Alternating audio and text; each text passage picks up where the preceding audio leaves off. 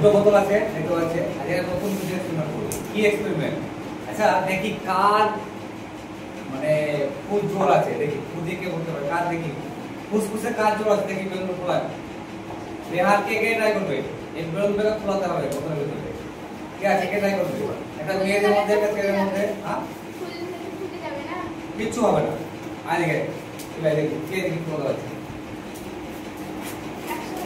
না না একটা তো খোলা না, এখানে দিলে খোলা, সামনে সামনে খোলা খোলা বুঝছে না। আগেও ট্রাই করবে, দেখি খোলাতেই হবে কিন্তু।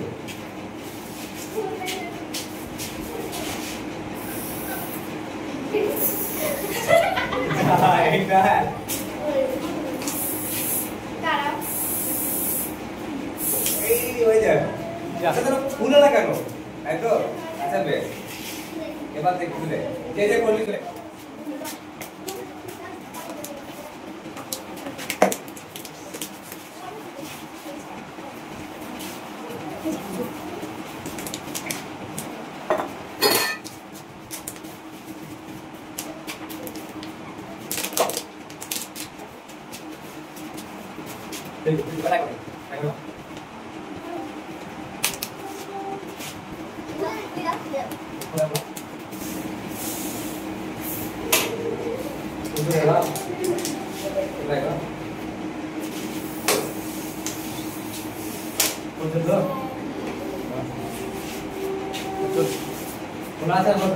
কারণটা কি?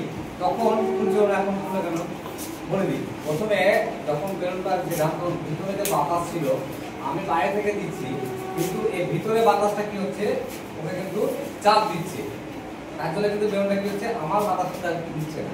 এবার যখন আমি ছিদ্র করে দিলাম, যখন আমি এখানে ফু করছি, তো বেলুনে যে খোলার পর কি হচ্ছে, এখানে বায়ুটা বেরিয়ে যাচ্ছে। আর আমরা সবাই কি জানি যে বায়ু সব সময় শূন্যস্থানকে পূর্ণ করে, মানে কোনো জায়গা ফাঁকা থাকে না।